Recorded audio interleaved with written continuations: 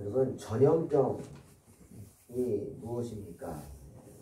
사전을 보니까 외부로부터 병원체가 침입하여 사람으로부터 사람으로 전파되는 질환, 이것을 전염병이라고 합니다.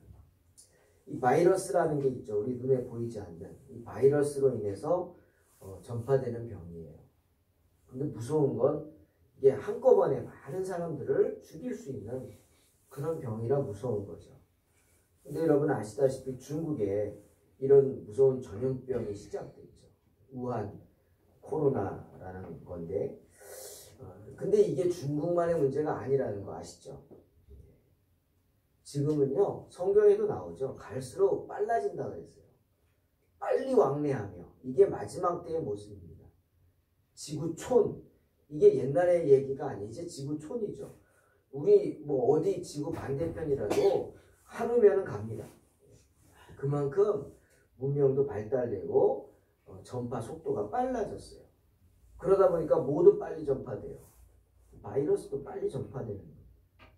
그래서 지금 중국만의 문제가 아니라 전 세계적으로 아주 긴장하고 난리가 나는 거죠. 특히 더 그런 건 중국의 인구가 얼마인 줄 아세요? 15억입니다. 세계에서 두 번째로 많아요. 제일 많은 게 인도고요. 15억 명이나 되는데, 그리고 더 문제는요, 화교라고 있어요. 화교. 각국에 흩어져 있는 중국 사람들은 화교라고 우리가 호칭하면서 자기들끼리 모여서 촌을 이루죠. 우리도 인천에 왜 있잖아요. 화교 마을. 이 화교의 숫자가 500만 명이에요. 500만 명. 얼마나 많은 거예요. 이 합치면은 대단하죠. 그러니까 전 세계 어디 가도 중국인이 없는 곳이 없는 거예요. 서로 연결되어 있는 거죠. 다 본토에 자기들 친척들이 살 거니까. 그래서 이 폐렴이, 우한 폐렴이 미치지 않는 곳이 없다. 그래서 더 무서운 거예요, 지금. 그래서 중국하고 관련도 없는 에코존 동양인들까지도 도매급으로 세균 취급받잖아요. 아까 아침에 세계는 지금이라는 그런 프로 재방송 잠깐 봤는데 거기 보니까 실험을 한 거예요. 마스크를 끼고 전철을 탔어요. 그랬더니 파리에서 프랑스 사람들이 그 복잡한데 이 사람 주변에는 얼씬도 안 하는 거예요. 누가 앉아있는데 빈자리가 있어서 그거 앉았어요. 그랬더니 이 사람들이 눈도 안 마주치고 쓱 일어나다가 피하는 거예요. 왜? 세균 덩어리인 거예요. 세균 덩어리. 또 어떤 식당에 갔더니 한국 사람 식당에 갔더니 그 종업원이 나와서 메뉴를 주기 전에 먼저 그러더래요. 당신한테는 바이러스가 없으면 좋겠다고 그러더래요. 바이러스 안 가져왔으면 좋겠다고 그렇게 표현을 하더래요. 지금 난린 거죠. 동양 사람들이 세계적으로 그냥 도매급으로 세균 덩어리로 취급받고 있다. 프랑스에서 동양인이 지나가다가 사람들한테 몰매 맞아가지고 왜 너희 나라 안 가냐고 그래가지고 입원까지 했잖아요. 정말 점점 난립니다. 우리나라는 아직까지도 사망자가 없고 또 의료 기술이 발달됐다고 그렇게 말하지만 너무 교만하면 안 되죠. 언제 어떻게 될지 모르는 게 이 전염병이에요. 그런데 여러분 역대하 20장 9절에 이렇게 말씀하세요. 솔로몬이 말하죠. 만일 재앙이나 난리나 견책이나 전염병이나 기근이 우리에게 임하면 주의 이름이 이 성전에 있으니 이 성전 앞과 주 앞에 서서 이 환난 가운데서 주께 부르짖으라 하십니다. 그러면 주께서 들으시고 구원하시리라. 분명히 말씀하세요. 아마 교회마다 난리겠죠. 두려워서 교회 가기를 꺼리고 사람들 많은 데 가기를 꺼리고 그럴 텐데 그럴수록 우리는 우리 관리를 잘하면서 믿음을 지키시기를 주의 이름으로 축원합니다. 여러분 유럽 사람들은요 전염병에 무지하게 민감해요. 특히 동양 사람한테 이분들은 민감해요. 왜? 다 역사적인 이유가 있어요. 우리 일본 사람들만 보면 어떻게 해요? 괜히 싫지 않아요? 괜히 싫죠. 일본 사람만 보면 괜히 싫잖아요. 아무 상관도 없는데 나랑 싫죠. 왜 그렇죠? 역사적인 아픔이 있어요. 역사적인 DNA가 있단 말이에요. 임진왜란, 뭐 일제시대 그들의 만행을 우리가 전해 듣고 알기 때문에 민감한 거예요. 그렇듯이 유럽 사람들도 동양 사람들한테 아주 민감해요. 여러분 잘 아는 얘는 누구예요? 징기스칸. 네. 징기스칸이 유럽을 휩쓸었잖아요. 그런데 징기스칸이 그때 유럽만 휩쓴 게 아니라 뭘 하나 가지고 들어왔어요. 아니 징기스칸이 가지고 들어왔다 그러면 좀 그렇고요. 징기스칸의 그 군인들한테 묻어왔어요. 뭐가? 쥐가. 쥐가 묻어왔어요. 거기. 근데 쥐가 뭘 데리고 왔냐면 쥐벼룩을 데리고 왔어요. 쥐벼룩. 징기스칸 그 무리들에게 쥐가 묻어왔고 그 쥐를 등을 타고 쥐벼룩이 묻어왔어요. 그게 뭘 일으켰어요? 그 무서운 흑사병, 패스트를 일으킨 거예요. 14세기.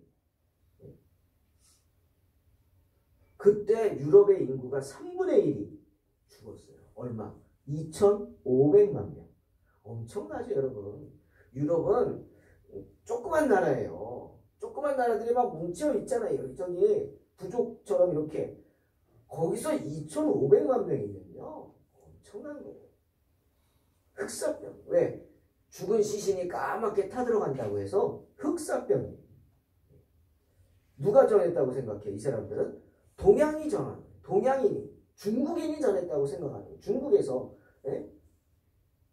그 중국에서 온 쥐가 했다고 이렇게 생각하는 거예요. 이 사람들은 뭐 몽고, 중국 이런 개념이 있어요. 한국, 일본 이런 개념 없어요. 다 중국이에요, 그냥. 이 패스트 때문에 유럽 사회가 붕괴가 됐어요. 체제가 무너져 버렸어요. 봉건 체제였잖아요. 봉건 체제가 몰락해 버렸어요. 왜? 다 죽으니까. 예? 귀족이고 밑에 천민이고 다 죽잖아요. 땅의 주인도 죽어버렸어요. 그럼 땅 임자가 누구예요? 차지하는 게 임자죠. 이런 무서운 일들이 일어났어요.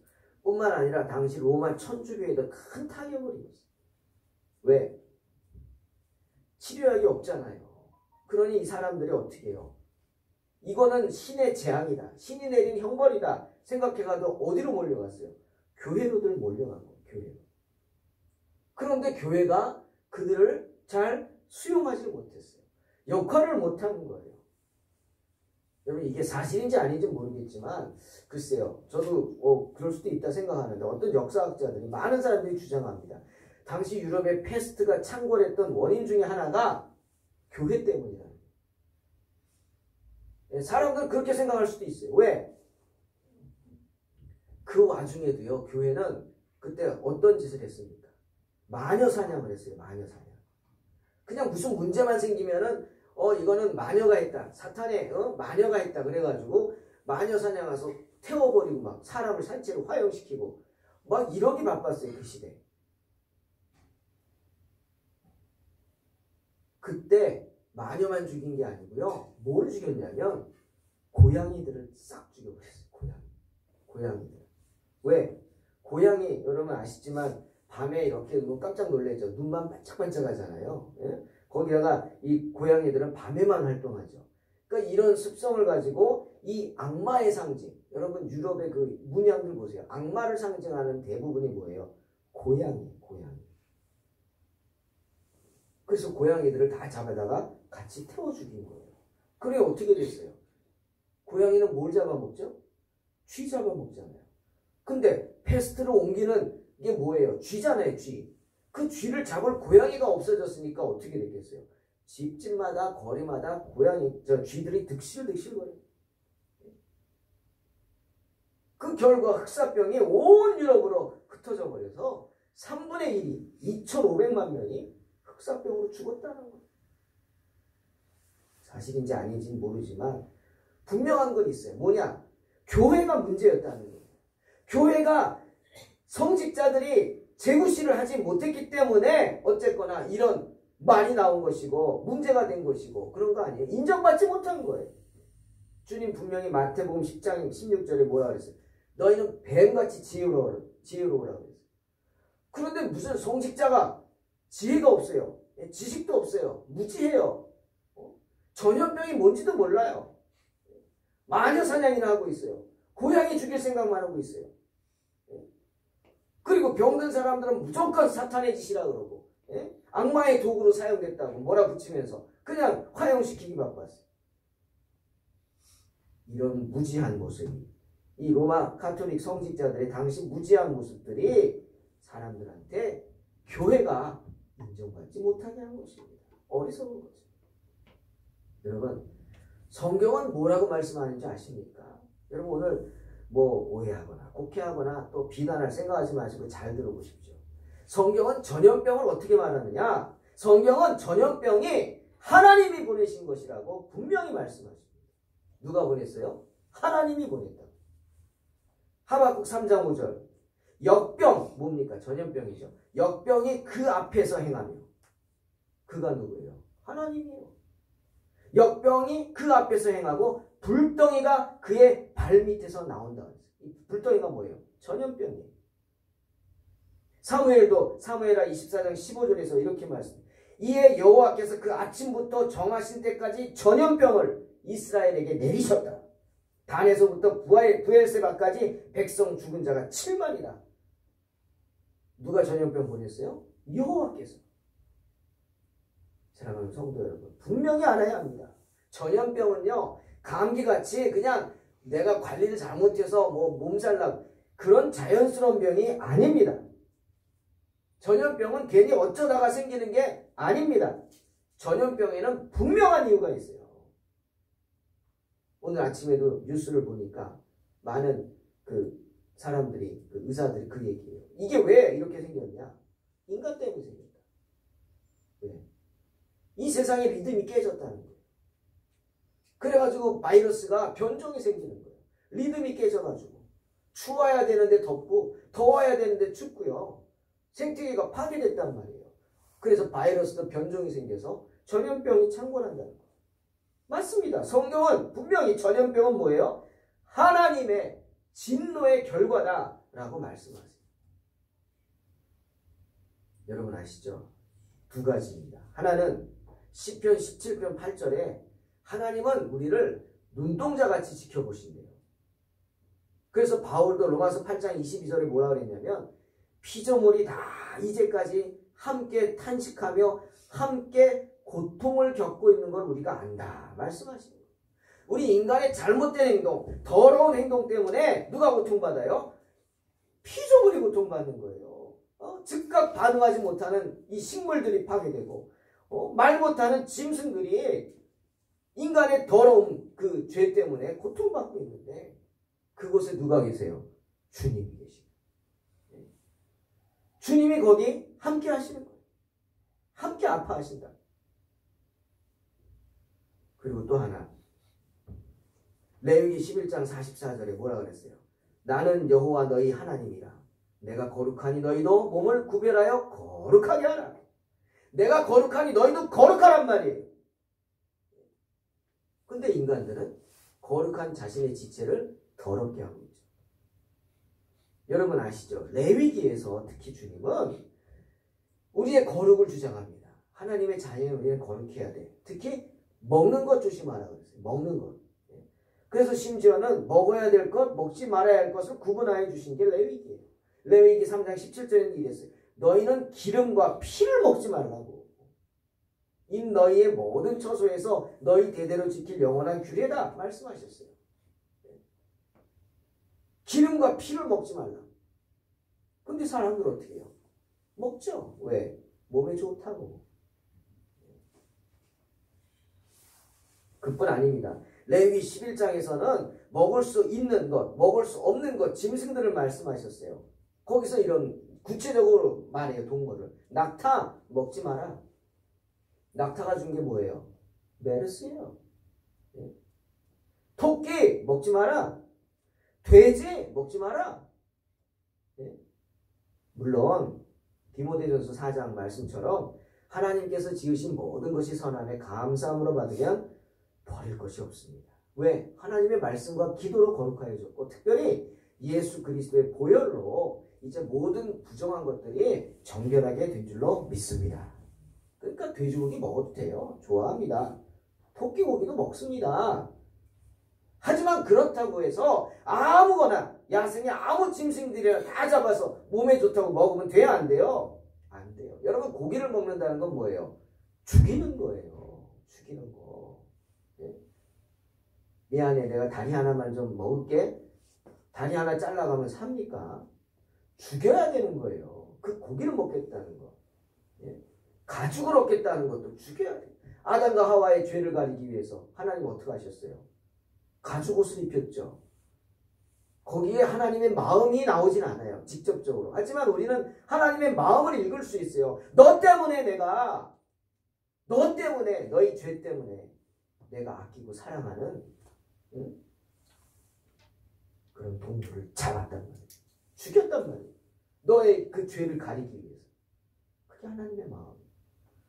고기는 그거예요. 생명을 죽여야 돼요. 그러니 더욱 절제하고 주의해야 합니다. 그런데 여러분, 우한 폐렴이 왜 발생했어요? 오늘 아침에 또 뉴스에 나오더라고요. 천상갑이라는 짐승이 있어요. 이거는 오소리 모양인데요. 오소리가 갑옷을 입고 있다 생각하시면 돼요. 오소리가 갑옷을 입고 있는 그런 짐승이에요. 귀한 짐승이에요. 희귀동물이에요. 천연기념물이란 말이에요. 세계적으로 멸종위기죠. 근데 중국 사람들이 그걸 보양식으로 잡았고 정력이 좋다. 근데 이번 코로나 바이러스도 우한 뇌개체가 뭐냐? 천상갑이에요. 박쥐가 천상갑하고 뭐 어떻게 연결이 돼가지고 그걸 사람들이 잡아먹고 그래서 거기서 바이러스가 옵니다. 99% 이상 일치한대요. 세균이. 무슨 말입니까? 사람들의 잘못이랍니다. 그 우한 시장을 유튜브에 사진 찍어서 올린 걸 한번 봤어요, 제가. 너무 끔찍한 거. 방금 잡아놓은 거, 껍질만 벗긴 거, 피 뚝뚝 떨어지는 거 다 이렇게 걸어놨어요. 시장가에 다. 거기 보니까 별의별 게 다 있어요.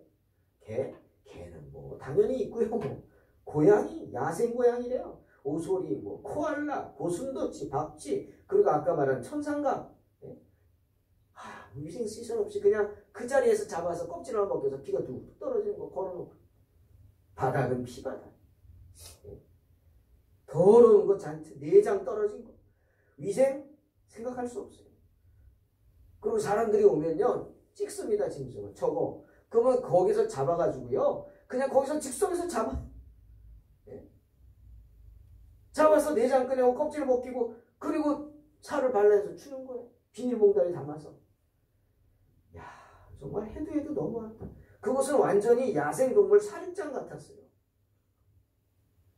용서하고 들으세요. 그런 생각했어요. 야, 저 야생동물들이 정말 억울하겠다, 죽을 때. 죽을 때 정말 억울하겠다. 얼마나 진짜 마음에 도끼를 품고 죽을까? 죽은 짐승들이 반격하지 않을까요? 죽어서라도 내가 복수하겠다. 막 우리 그런 말 하잖아요. 이런 마음으로 그래서 무서운 바이러스를 퍼뜨리는 거 아니에요? 그 전염병을 퍼뜨려서 자기를 죽인 그 인간들을 공격하고 있는 거 아닌가? 막 이런 생각도 들더라니까요.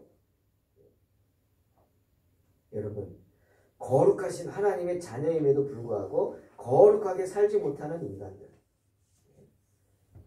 역대하 16장 9절에서 주님 뭐라 하세요? 여호와의 눈은 온 땅을 두루 감찰하신다.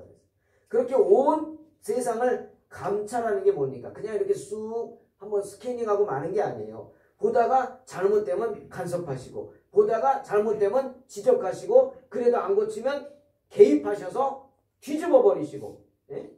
이게 감찰이거든요.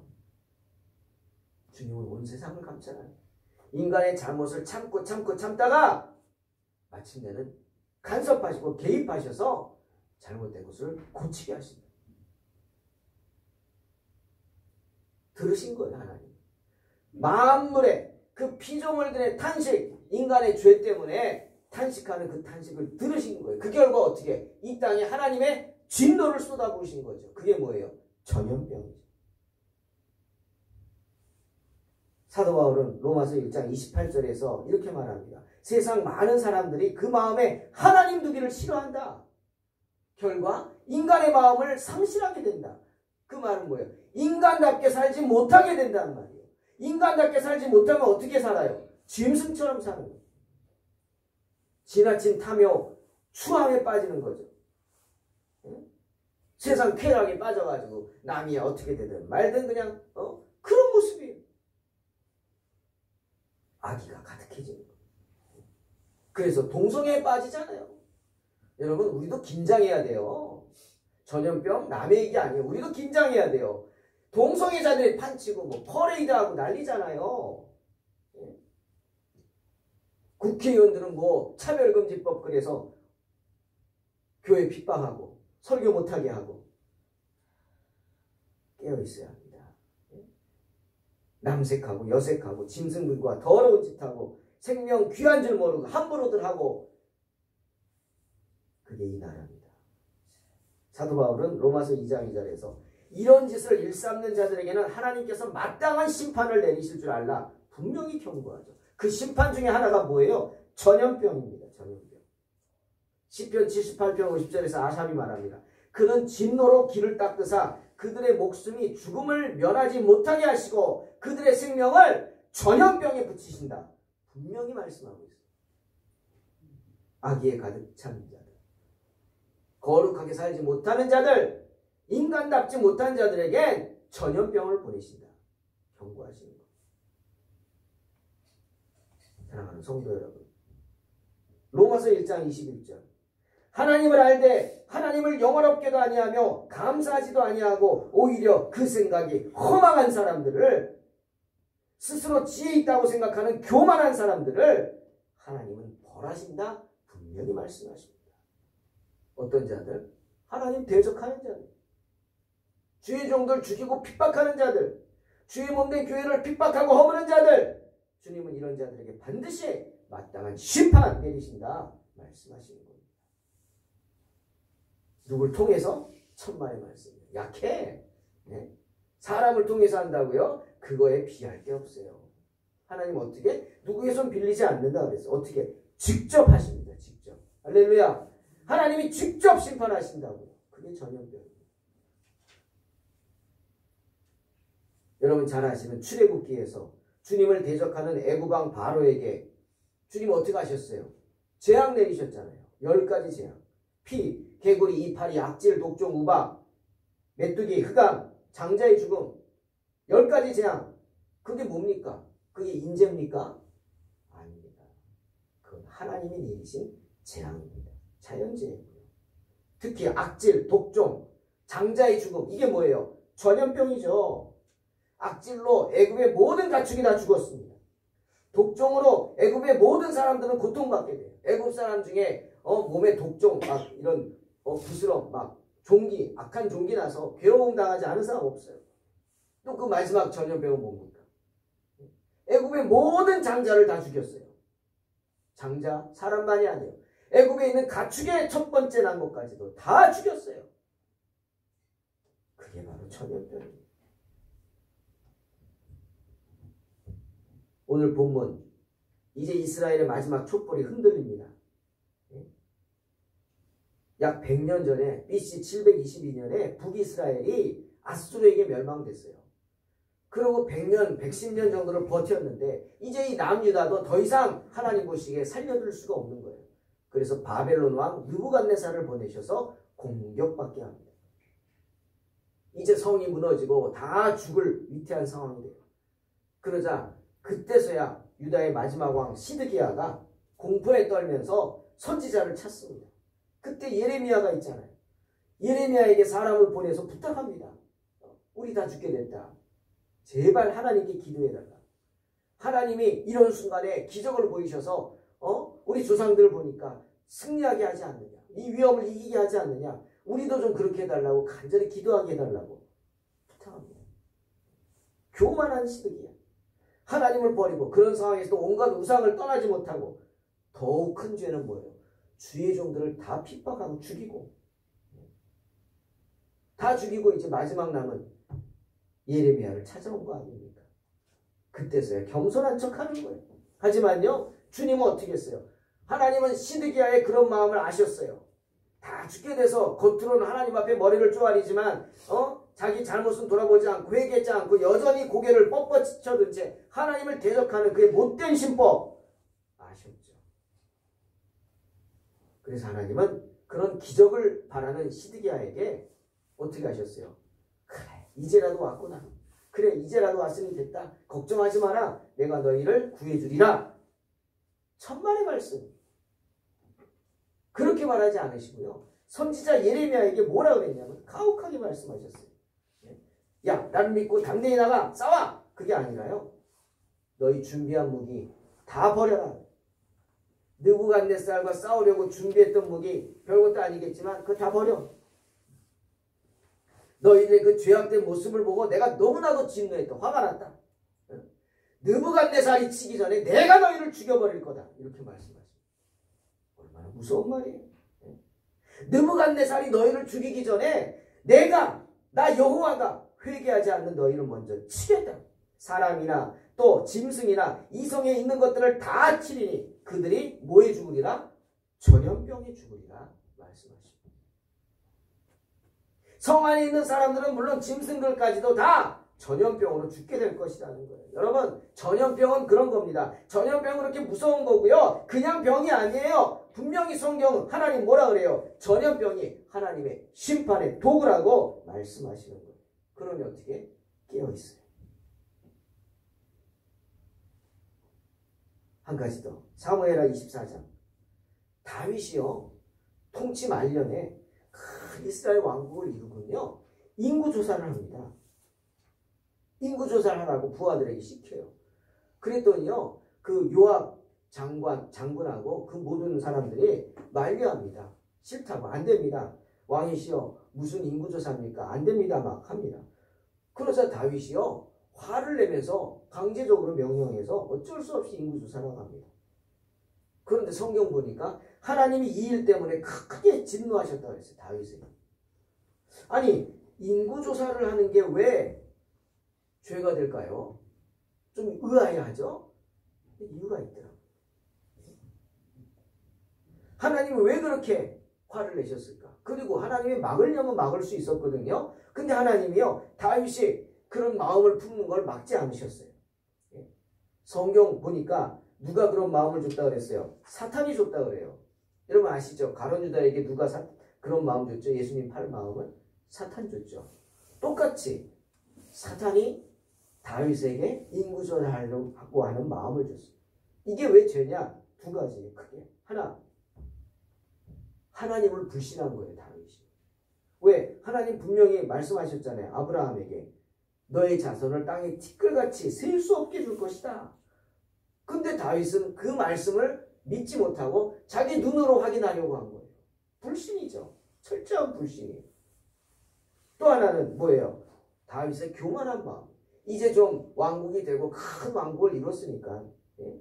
여러분 이 다윗이 인구조사를 했는데 이스라엘과 유다 이렇게 나뉘어 있잖아요. 그러니까 12지파에 싸움에 나갈 수 있는 군인이요. 130만 명입니다.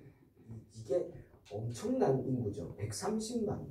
우리나라 군인이 몇 명이에요? 60만 명이거든요.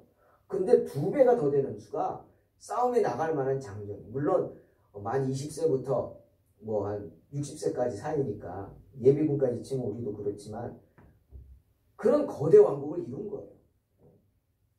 얼마나 교만해졌겠어요. 내가 이런 왕이다. 인구조사해가지고 마치 우리 군대가 이렇게 많어. 너희들 까불지 마. 주변국들에게 자기의 존재감을 알리려고 한 거예요. 야 하나님을 두려워해라가 아니에요. 백성들에게 야 항상 하나님을 의지하고 두려워해라가 아니라 야 날 두려워해라. 내 군대가 120만 130만이다. 내 군대가. 교만이죠. 교만.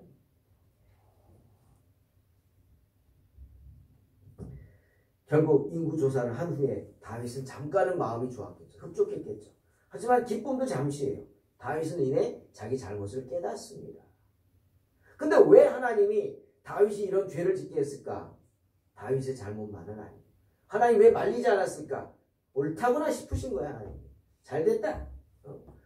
너희들 내가 벼르고 있었는데 너희들 이번 기회에 좀 혼나봐라. 하나님이 그들을 징계하기 위해서 다윗을 사용하신 거 아니겠습니까? 그리고 다윗에게 말합니다. 당신의 종을 보내서 자책하는 다윗이 하나님 앞에 엎드리죠. 깨닫고 그제서야 정신이 돌아온 거예요. 하나님, 심히 미련하게 종이 행했습니다. 제 죄를 사해 주십시오. 자책하며 회개할 때 하나님께서 당신의 종을 보내서 말씀하십니다. 용서받기 원하느냐? 네.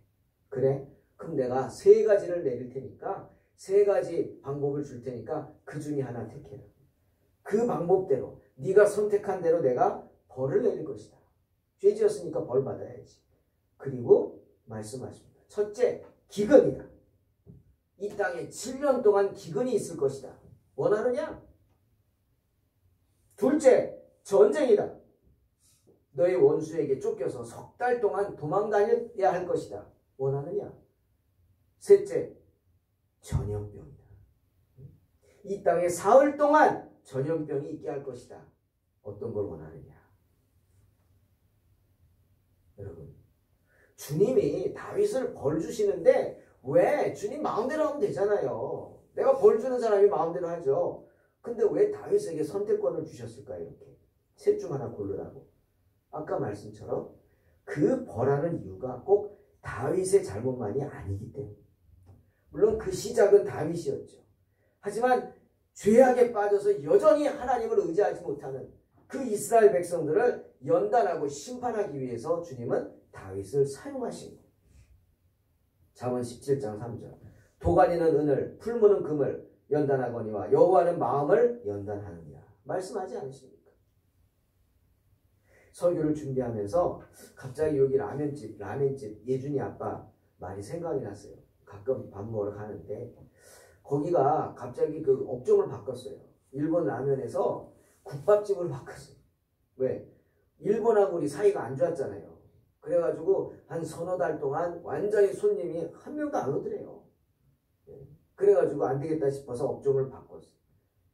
그래서 막 자기가 이제 끓인 거를 막 하는 거예요. 그럼 이제 저는 이제 먹으면서 맛있다고 해주죠. 근데 맛있어요. 그랬더니 신이 나서 이런 말. 아니, 예준이 아빠 이 국물 어떻게 끓인 거야? 그랬더니 목사님, 이거요. 전날 저녁부터 고기 넣고 오랜 시간 푹 끓입니다. 그렇겠지? 아니요. 그릇이 넘칠 정도로 펄펄 끓입니다. 그러면요, 거품이 올라오고 그 거품 안에 불순물이 같이 올라온대요. 그럼 그거 제거하고 또 펄펄 끓이면 또 거품하고 불순물이 올라오면 또 제거하고 또 펄펄 끓이면 또 제거하고. 아휴, 옆을 떠나지 못하고 몇 시간을 그거 걷어내고 있어요. 그렇게 반복해요. 그러면 마침내 더러운 게 다 날아가고 잡내도 나지 않고요. 맑은 고기 육수가 됩니다. 그러더라고요.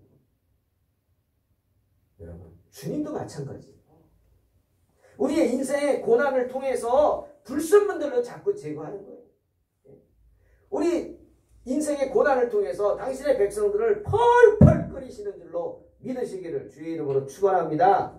우리 죄악이 펄펄 끓어가지고 그래서 인내의 그릇이 넘칠 정도가 되면 그 다음 어떻게 해요? 거품과 함께 다른 것들을 싹 제해버리고 또 제해버리고 또 제해버리고. 지금이 바로 그때죠. 그제서야 다윗이 깨닫고 회개한 거예요. 다윗이 얼마나 훌륭한지 보십시오. 3가지를 제시했어요. 기근이냐, 전쟁이냐, 전염병이냐. 다윗이 뭘 말했어요? 이렇게 말합니다. 여호와께서는 긍휼이 크시니 우리가 여호와의 손에 빠지고 사람의 손에 빠지지 않기를 원합니다. 아, 너무 기도가 멋있죠. 여호와께서는 긍휼이 크시니까 내가 여호와의 손에 빠지겠다는 거예요. 사람한테 당하지 않겠다는 거예요. 즉 전쟁은 아니라는 거죠. 전쟁은 사람이 하는 거니까. 기근이나 전염병이라는 거예요. 그 중에서도 다윗은 뭘 원했냐면 오녀, 전염병을 원했습니다. 왜? 전쟁이 일어나면 백성들이야 희생되지만 왕이 뭐 희생돼요? 3개월이 되는데 도망다니다 오면 되지. 피해 없죠. 자기는. 가족들도 어디 피난 가고. 자, 기근이요? 아무리 세상에 기근에 걸려도 왕이 굶어 죽습니까? 왕의 가족들이 굶어 죽어요? 아니잖아요. 다윗은 그 생각한 거예요. 하지만 온역, 전염병은 다릅니다. 전염병은 왕이라고 해서 넘어가지 않죠. 누구든 걸리는 거예요. 왕의 가족이라고 왕자라고 해서 공주라고 해서 넘어가지 않아요. 누구든 전염병에 걸릴 수 있는 거예요. 그러니 어떻게 해요? 하나님의 뜻이라는 거죠. 정말 다윗은 훌륭한 사람이죠. 자기 가족들도 미천한 자들과 동일하게 받을 수 있는 벌이 뭐예요? 전염병. 그래서 다윗은 전염병을 택한 거예요. 사랑하는 성도 여러분, 하나님은 그런 다윗의 마음을 기뻐하셨어요. 그래서 세 가지 중에서 전염병을 심판의 도구로 택하셨고 그 기간도 크게 단축하셨어요. 말은 3일이라고 하셨잖아요. 3일. 하루 이틀 3일. 근데 실제로는 이틀이었어요. 이스라엘은 저녁이 하루 시작이잖아요. 첫째 날 저녁부터 시작해서 그 다음날 하루하고 그 다음날 새벽째 날 오후까지. 그러니까 쉽게 말하면 48시간밖에 안 돼요. 이틀 정도예요. 바로 하나님의 자비로운 마음이 나타나는 대목입니다. 다윗은 믿었던 거예요. 자기들의 죄 때문에 하나님이 잠시 얼굴을 찌푸렸지만 이내 우리를 기뻐하시고 웃어주실 것이다 믿었어요. 주님의 선하심을 믿은 거예요. 주님은 그런 다윗에게 응답하신 거고, 그래서 하나님은 3일이라고 하셨으면서도 이틀만, 실제적으로는 이틀만 심판하셔서 7만 명이 죽게 됩니다. 그뿐 아니에요. 16절 보니까 천사가 이제는 예루살렘을 향해서 그 손을 들었어요. 예루살렘에 인구가 집중되어 있잖아요. 엄청나게 죽겠죠. 멸하려고 손을 뻗치는 순간 여호와께서 막으시죠. 안 돼. 그만해. 내 손을 거둬라. 계시록 6장 1절에 청황색말, 이 전염병의 말을 멈추게 하신 거예요. 사랑하는 성도 여러분, 전염병은 오직 주님만 멈추게 하실 수 있습니다. 전염병은 오직 하나님께서만이 그치게 하실 수 있는 것입니다. 다윗이 그 처분을 사람의 손이 아닌 주님의 손에 맡겼을 때 이스라엘이 구원을 얻었던 것처럼 저와 여러분이 하나님 앞에 엎드려 우리 죄를 회개하고 불쌍히 여겨달라고 살려달라고 외칠 때 이 무서운 전염병은 물러나게 될 줄로 믿습니다. 주님께서 그 전염병을 멈추게 하시고 우리를 구원해 주실 줄로 믿으시기를 주님의 이름으로 축원합니다. 사랑하는 성도 여러분, 이때 아라우나라는 사람 타작마당에 칼을 빼든 채 이 전염병의 죽음의 천사가 서 있었어요. 그 천사를 보고 다윗이 엎드립니다. 그리고 이렇게 고백합니다. 내가 죄인입니다. 나 때문입니다. 내가 악을 행하였습니다. 이 악무리들은 아무 죄가 없습니다. 그러니 청컨대 여호와여, 나와 네 아버지의 집을 치소서. 이스라엘 백성들이 아니라 나를, 지도자인 나를, 기도하지 않고 회개하지 않은 나를 벌해달라고 중보 기도한 거예요. 모든 것은 나의 죄입니다. 그 십자가를 내게 지우소서. 누가 외쳤어요? 예수님이 중보 기도했죠. 주여 저들을 용서하소서. 자기들이 하는 것을 알지 못함이니이다. 주님 그렇게 중보 기도하셨죠. 지금은 그런 때입니다. 기도해야 합니다. 내 자신을 더욱 정결케 하면서 기도해야 합니다. 우리 죄로 인해서 아파하는 피조물들의 탄식을 들으면서 하나님께 기도합니다. 기도해야 합니다. 그것만이 살 길이에요. 나 때문에, 내 죄 때문에 불쌍한 사람들이, 무지한 사람들이 죽어가고 있지 않습니까? 그들이 벌받을 만하기에 죽는 겁니까? 아니잖아요. 바로 우리의 죄 때문에 애꿎은 사람들이 죽어가고 있는 거예요. 그러니 전염병은 하나님의 심판의 도구임을 알고 우리가 속히 회개해야 합니다. 여러분, 무안에 있는 어떤 선교사님이 목사님들한테 장문의 카톡을 보내서 다 읽어봤어요. 기가 막혀. 우리는 알고 있었거든요. 작년 한 해 중국의 많은 선교사들이 다 쫓겨났어요. 2019년 그것도요. 저도 이번에 알았는데 이 바이러스가 발생한 우한이요.